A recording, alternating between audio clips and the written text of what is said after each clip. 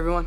Hey there guys, Unofficial MCU here. Hope you're doing well. In this video, we're going to be talking about Kang and how this character is going to be different from Thanos. So let's go ahead and we're going to hop right on into it. In this video, we're going to be taking a read from the direct article, and of course, I'm going to have the full article linked in the description down below for you guys to check out there, as well as a read. Thanos has become one of the most iconic villains in cinema history, and succeeding him in the MCU is no small challenge.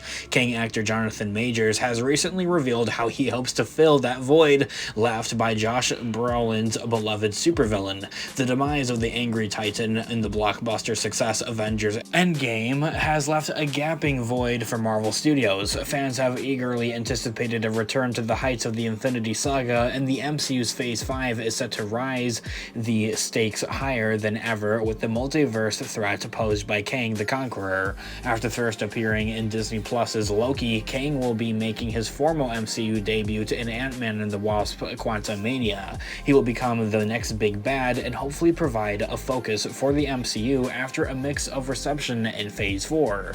Kang will go on to star in Avengers: The Kang Dynasty as well hence the name, where new and classic heroes alike will face the multiversal threat and war. He Who Remains actor Jonathan Majors has revealed how he hopes to compete against the Infinity Saga's iconic Thanos in Phase 5 of the MCU, with really introducing his character. Appearing in a recent interview for Canadian television channel Sign-Pop, Majors spoke candidly about how he feels to be following up on Brolin's acclaimed portrayal of Thanos as he becomes the MCU's new supervillain. He initially praises Brolin's work as an incredible big bad and credits his performance to why Marvel can make Phase 5 even possible, with continuing on the MCU and expanding it even more. Majors continued by cautioning that he tries not to make comparisons between Kang and Thanos quite often. He emphasized that it's a whole different world, my assignment is different, and the character of Kang is completely different there as well.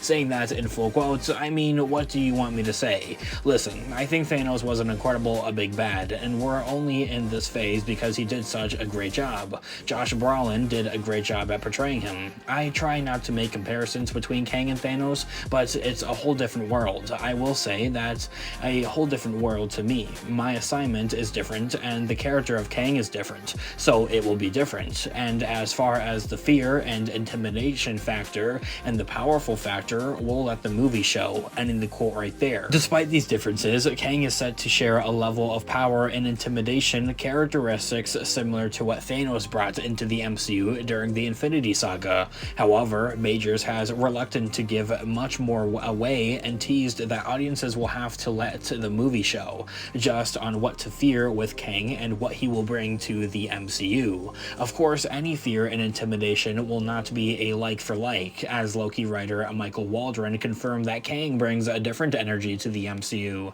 These comments come after Loki writer Michael Waldron already praised Majors as a quote-unquote a hell of an actor and a hell of a performer, and emphasized that he will bring a totally different energy than what Thanos is, and I completely agree with that entirely. Of course, Jonathan Majors is a beyondly amazing actor, and I think that playing Kang in the MCU is really going to also show that range that this actor really holds here as well. As Loki writer Michael Waldron says in full quotes, I mean, he's hell of an actor and a hell of a performer. I don't know, you heard him in the show. If you think I'm evil, wait until you meet my variants. So we'll see, as he quotes what Kang says in the Loki show with his introduction. The exciting thing about getting to originate that character, as Michael Waldron continues on saying, on the page is in the MCU was sort of creating a totally different energy than what Thanos is, which is measured and principled, almost monk-like in his evil aspirations, and obviously He Who Remains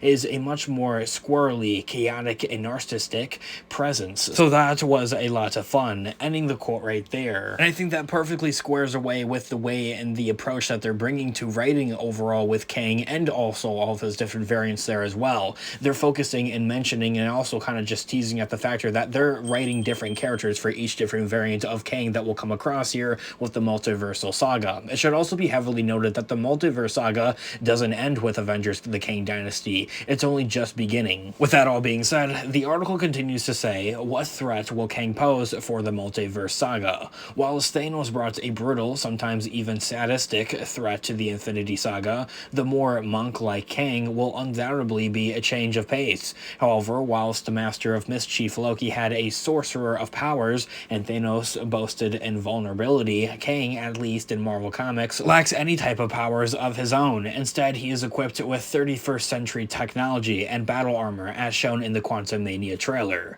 Kang is also well known for having various variations, and his affinity for time traveling makes him a much more dangerous threat to humanity and with the MCU. In the Marvel Comics, he believes himself to be the rightful master of the world and the universe at that, and seeks to rewrite what history is to achieve his rise to power. Most importantly, there are countless versions of the character. If one version is defeated, another one lurks in the shadows most easily. Suppose Doctor Strange's calculations from Infinity War are correct. In that case, there could be at least 14,605 versions of Kang. Of course, Marvel is unlikely to show even over 14 million variations of Kang the Conqueror. I mean, I think that would be a lot, but I think at one point, especially with the Kang Dynasty Avengers movie, I think we'll have a little bit of a scene there where we see an army of Kangs actually. However, at least that many realities and timelines emphasize just how tricky the supervillain really could be to defeat.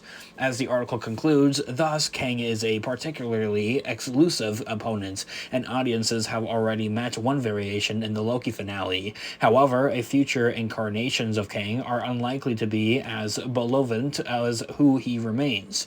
Major's time-traveling villain will raise the stakes higher than ever as the Avengers must confront his multiversal threat. Now from there, that is where the article concludes, and as I had mentioned at the beginning of this video, I have this full article linked in the description down below for you guys to check out there as well. I really have to say, I think the main and big takeaway here from everything that we just talked about here in regards to the article here, and also with that interview there that Jonathan Majors had there as well, with speaking on the topic and the subject here of what Kang is, and also importantly of what the Kang writer there, Michael Waldron, had said here, and given us a little bit of an insight here with writing this character, constructing this character here as well. What makes his character different from Thanos there is, I think, a very important thing as well, is the fact that Kang is going to be a lot more chiller. He's a lot more wise, I think is really the right word there for when it comes to describing the huge main difference between what Kang is going to be as a big bad villain for the MCU and for what we saw with Thanos as a big bad villain for the MCU. Of course, I would love to hear what you guys all think in the comment section down below, your thoughts and opinions on what you want to see with Kang in the future of the MCU here. What are you looking forward to most with the Kang Dynasty Avengers movie, and also with his